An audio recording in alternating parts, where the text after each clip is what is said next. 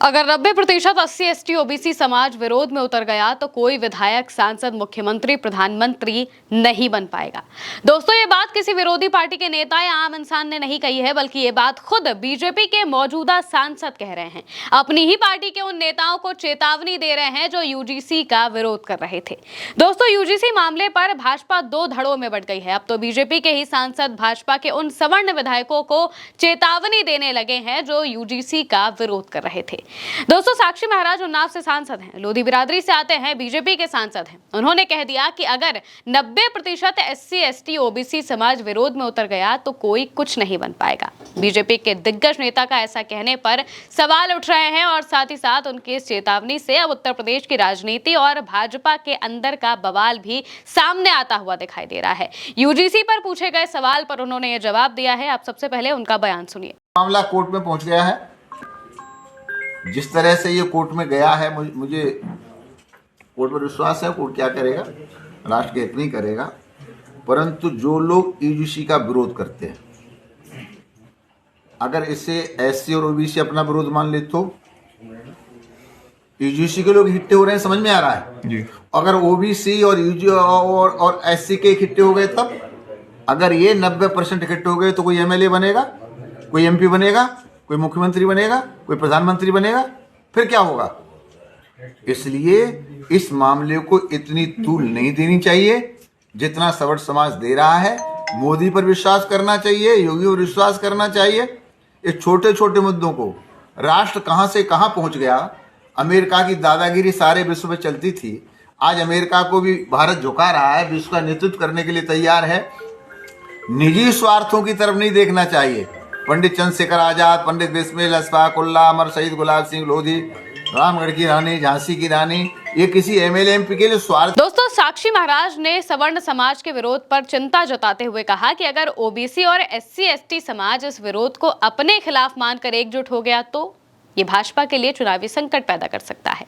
उनके इस बयान पर सवर्ण समाज उन्हें घेरने लगा है। उनके खिलाफ अब ट्विटर पर एक नैरेटिव चलाया जाने लगा है। कहा जाने लगा है कि अब इनको ब्राह्मण समाज ही बताएगा, इनको हरवाना है और ये सारी चीजें, यानी कि सवर्ण समाज के लोग अब साक्षी महाराज के भी खिलाफ होते हुए दिखाई दे रहे हैं, जो कि बीजेपी के नेता है और लंबे वक्त से उन्नाव क्षेत्र से सांसद रह रहे हैं।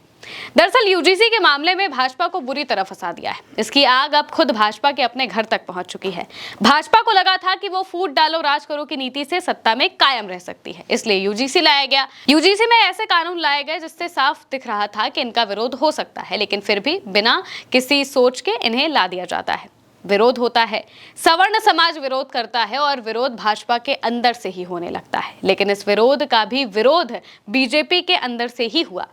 वही बीजेपी के ही दूसरे नेता ब्रजभूषण शरण सिंह, इनके स्वर भी बिल्कुल अलग दिखाई दे रहे हैं। साक्षी महाराज से बिल्कुल उलट होते हुए ब्रजभूषण शरण सिंह दिखाई दिए।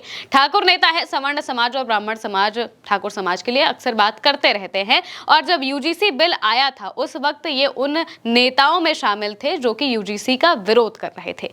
ब्रजभूषण शरण सिंह खुलकर बिल के विरोध में उतरे और कहा कि हमारा सवाल नहीं है कि हमने विरोध किया, मैं गांव से जुड़ा हुआ हूं, कोई बचा ही नहीं जिसने विरोध ना किया हो। और जिनका फेवर दिखाया गया है कि दलित समाज या फिर पिछड़े समाज का जो फेवर दिखाया वो भी विरोध में है। ये यूजीसी का क्या प्रभाव है, इसको गांव में जाओ और समझो कि क्या दलित समाज या फिर पिछड़ा समाज ऐसा कानून चाहता है या फिर नहीं चाहता। तुम दिल्ली में 15 लोग इकट्ठा होकर हंगामा कर रहे हो कि नहीं दलित समाज भी अब इसके विरोध में आ रहा है, ऐसा है ही नहीं।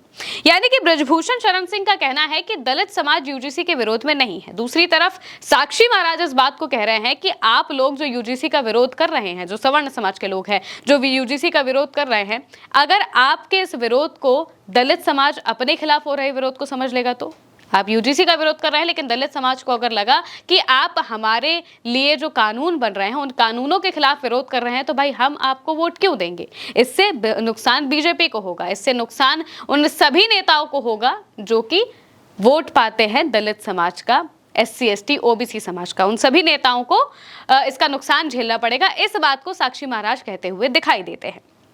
दोनों ही यूजीसी पर अलग अलग बात कर रहे हैं। ऐसा नहीं है कि जो नेता बोल नहीं रहे हैं उनके मन में कोई बात नहीं है, बीजेपी के अंदर अभी भयंकर उथल-पुथल मची हुई है, यानी कि बीजेपी में अब दो फाड़ होते हुए दिखाई दे रहे हैं। नेताओं की आपस में ही नहीं बन रही है, उनके जो विचार है वो नहीं बन रहे हैं और पहली बार ऐसा नहीं हो रहा है। यूजीसी जब से आया है तब से हम देख रहे हैं कि बीजेपी चारों तरफ से घिरती हुई दिखाई दे रही है। दिल्ली में लगातार प्रदर्शन हो रहे हैं, इसके अलावा भी अलग-अलग जगहों पर दलित समाज के लोग, एससी, एसटी, ओबीसी समाज के लोग लगातार विरोध प्रदर्शन करते हुए दिखाई दे रहे हैं। इनकी कई तस्वीरें हम आपको पहले भी दिखा चुके हैं और अब भी लगातार जब भी तस्वीरें सामने आती हैं तो हम आप तक उन्हें जरूर पहुंचाते हैं। इसी तरह से हमने देखा था सवर्ण समाज ने जब विरोध किया था तो पूरे इंटरनेट पर, पूरे सोशल मीडिया पर, मेन स्ट्रीम मीडिया पर वो विरोध प्रदर्शन छा गया था। सवर्ण समाज के विरोध को बहुत पुरजोर तरीके से दिखाया गया था, लेकिन अभी मौजूदा वक्त में एससी, एसटी, ओबीसी समाज दिल्ली समेत अलग अलग जगहों पर प्रदर्शन कर रहा है, उन्हें नहीं दिखाया जा रहा है। जिस तरीके से दिखाना चाहिए उस तरीके से नहीं दिखाया जा रहा है। अब जब इस पूरे मामले पर बीजेपी घिरने लगी है तो जाहिर सी बात है कि एक तरीके के प्रदर्शन को दिखाया जाता है, दूसरे तरीके के प्रदर्शन को नहीं दिखाया जाता है। जाहिर सी बात है कि दलित समाज से बोलने वाले लोग बहुत कम दिखाई दे रहे हैं। वही नेता बोल रहे हैं जो या तो उन समाज का प्रतिनिधित्व करते हैं या फिर वहां से आते हैं। इसके अलावा कोई भी बड़े समाज का नेता दलित समाज के समर्थन में या फिर यूजीसी के समर्थन में बात करते हुए दिखाई नहीं देता है। अब जब साक्षी महाराज सीधे तौर पर अपने ही नेताओं को चेतावनी देते हैं, कहते हैं कि आप लोग जो विरोध कर रहे हैं, अगर 90% समाज ने ये मान लिया कि ये जो आप विरोध कर रहे हैं ये उनके खिलाफ है तो आपका क्या होगा ये आप भी अच्छे से जानते हैं। इससे आपको नुकसान झेलना पड़ेगा।